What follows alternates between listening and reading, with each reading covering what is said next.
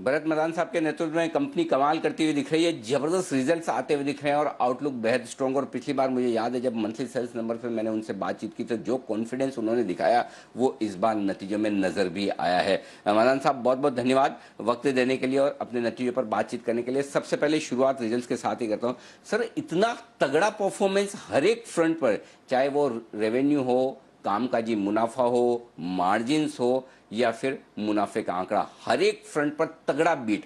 पहले से उम्मीदें ज्यादा थी कि आपकी कंपनी कमाल करेगी, लेकिन इतनी दमदार परफॉर्मेंस की वजह क्या है? इतने बेहतरीन मार्जिन्स कैसे रहे, ये समझाएं सर।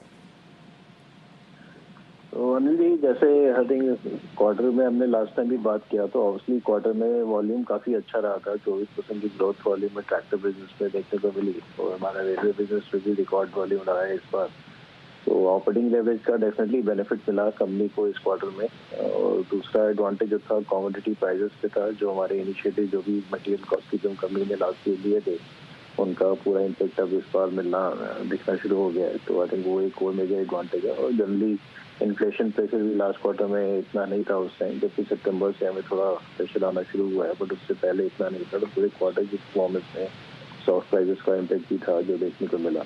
तीसरा जो बहुत बड़ा रीजन था वो था हमारा मॉडल मिक्स का। जो अगर देखा जाए तो हमारे जो हायर एचपी जो ट्रैक्टर्स है, जो हायर हॉर्स पावर वाले हैं, उसमें हमारी सेल ऑलमोस्ट 2/3 सेल जो है उसी सेगमेंट से आई है, जो वैसे भी काफी प्रॉफिटेबल सेगमेंट माना जाता है इंडस्ट्री के अंदर।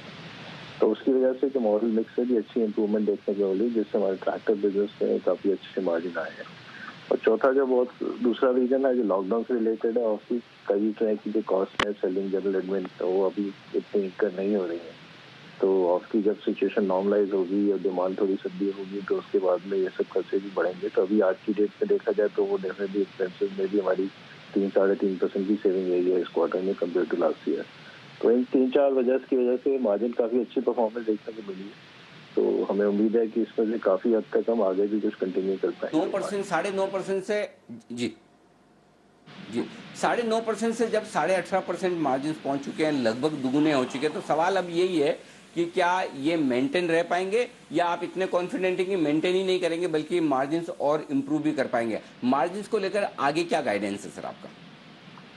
आई थिंक एक तो अनिल मैं आपको एक रेट करना चाहूंगा, जो 9.5% का मार्जिन लास्ट ईयर देखे थे, लास्ट ईयर 6 मंथ्स के जो पहले 6 महीने थे उसमें काफी सारी करेक्शन हुई थी इंडस्ट्री की वजह से। तो वो नॉर्मलाइज मार्जिन नहीं कह सकते। तो नॉर्मल मार्जिन जो हमारे ट्रैक्टर बिजनेस की रेंज में रहे हैं वो 14 से 15% की रेंज में रहे हैं।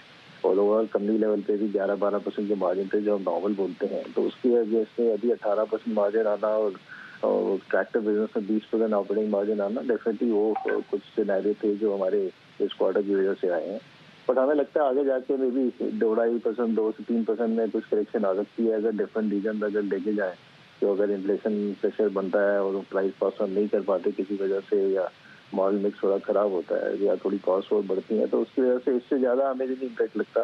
तो 17-18% मार्जिन ट्रैक्टर बिजनेस में और ओवरऑल कंपनी लेवल पे भी हर 15 से 16% मार्जिन मेंटेन करना हमें लगता है कि इवन लॉन्ग रन में भी सस्टेनेबल है, उससे बेटर ही होना चाहिए।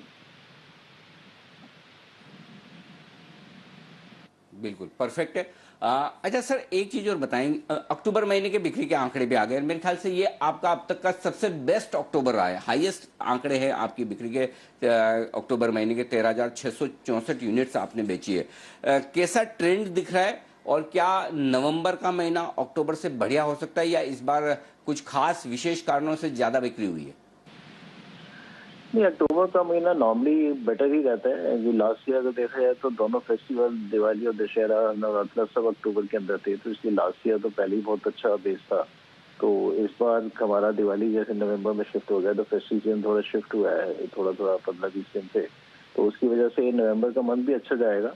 और ऑब्वियसली हमारा अक्टूबर के जो नंबर्स हैं डेफिनेटली रिटेल तो उससे ज्यादा ही है जो हमारे होलसेल नंबर रिपोर्ट में है। बट उसके अगेंस्ट भी आप देखें, अगर सप्लाई चेन कांस्टेंट नहीं होते तो अक्टूबर में भी इससे भी बहुत बेटर जा सकता था। तो हमें लगता है कि आगे जाके भी जो चैनल की इन्वेंट्री है, जो हमारी इन्वेंट्री लेवल है अभी इतने कम लेवल पे हैं, तो आगे जाके नॉर्मलाइज भी करने के लिए उसको आपकी डिमांड बढ़ेगी, तो होलसेल नंबर डेफिनेटली आगे भी बेटर आएंगे।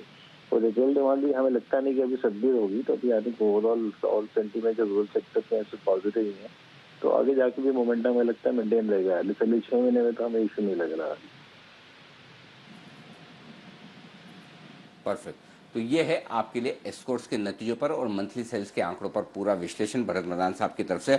बहुत बहुत धन्यवाद सर वक्त निकालने के लिए, और आगे आने वाले समय के लिए आपको बहुत बहुत शुभकामनाएं। उम्मीद करते हैं ऐसी ही दमदार परफॉर्मेंस कंपनी की आगे भी बरकरार रहेगी। आइए बढ़ते हैं आगे, और अब वक्त है अमेरिका के चुनाव पर फोकस करने का। बग्गा साहब हमारे साथ हो रहे हैं कार्यक्रम में शामिल।